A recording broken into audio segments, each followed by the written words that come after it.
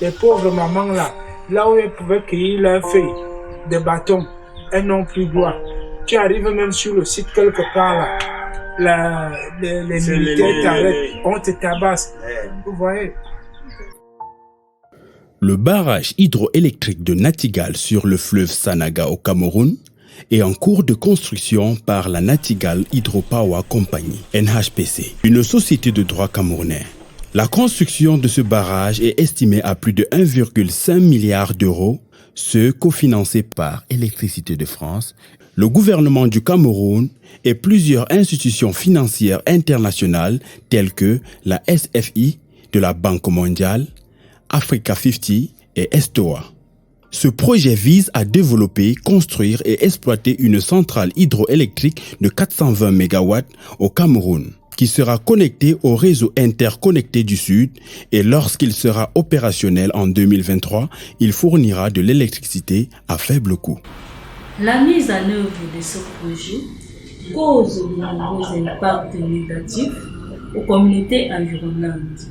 Et depuis 2019, la plateforme Alpha Synergie, qui est une coalition des organisations de la société civile camerounaise, dont Green Development Advocate assure le secrétariat, accompagne les communautés riveraines impactées par ce projet dans la revendication de leurs droits.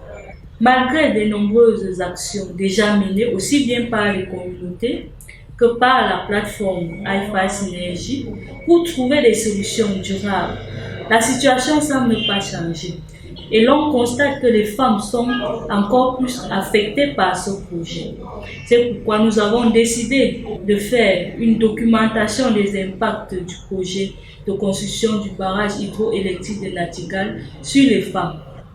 Dans le cadre de ce projet, nous avons ciblé les femmes des villages de Natigal, Mbassa, Olebendi et Dokwa qui sont riveraines du projet. Quand le projet n'arrive, on vivait de nos cultures, telles que le manioc, le bacabo, le plantain, les arbres médicinaux qu'on cherchait en plus.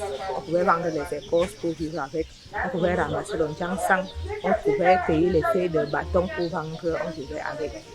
Avant le barrage, on vivait 1000 à l'heure. On travaillait nos champs avec nos cultures, on vendait, on avait de l'argent. Nos maris pêchaient, ils travaillaient le sable.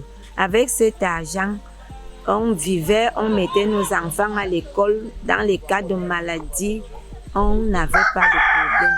On avait des dépôts de sable là-bas à Natigal. Et on vendait aussi à manger.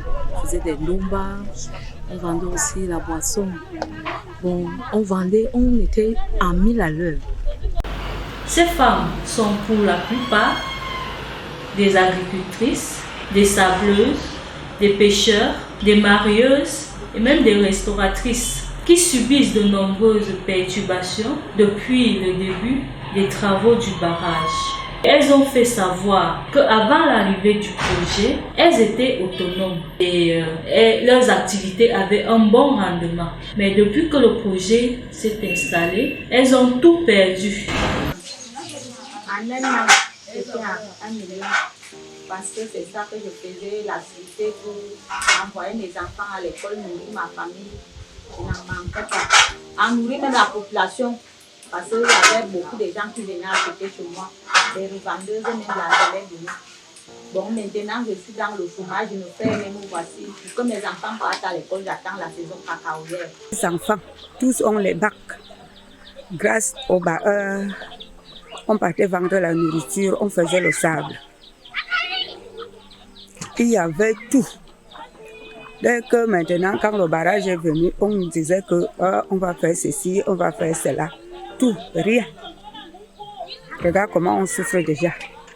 Nos enfants commencent déjà à voler partout. Parce qu'on n'a plus les moyens. Et quand tu mets même l'enfant à l'école, zéro, tu n'as pas les moyens. Pour qu'on embauche même l'enfant pour travailler, rien. On souffre beaucoup. Le barrage là nous a amené à la pauvreté. Là où on m'a confié, même je suis en train de souffrir, il n'y a pas l'eau, je n'ai pas l'eau à côté pour garder mes choses que je gardais à l'eau. Maintenant, là, je souffre mal. Ça ne va pas. La maison pour les malades dorment sur l'eau. À la saison sec, il n'y a même pas d'eau. Pour chercher l'eau là où on est traité, ce n'est pas facile.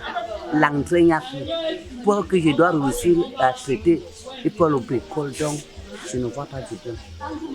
Ils vont nous enlever de la pauvreté. Nous allons quitter de 0 à 10.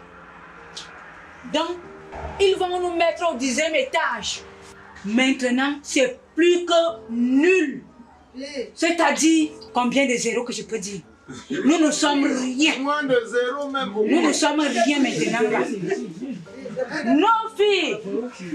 Nos filles deviennent des prostituées de première classe. Des prostituées de première classe. Alors que quand celle-là prenait la peine de faire son domba, elle exposait, fumait le poisson, ça lui donnait quelque chose. Elle s'en sortait avec sa petite famille. Même si on dit qu'elle a fait 5 enfants ou 10 enfants et le papa n'a pas reconnu, ce n'était pas son problème. Pour les marieuses, maintenant, on est vraiment comme ça. On va acheter le poisson maintenant chez qui? Nos plongeurs ne peuvent plus aller à l'eau. Maintenant, tu vas entrer dans la rivière, il n'y a plus le poisson parce que tout a été bloqué au niveau du barrage. Donc, nous vivons dans la galère. Suite à cette situation que subissent les populations riveraines du barrage, les instances de règlement des différends de la Banque mondiale et de la Banque africaine de développement ont été saisies.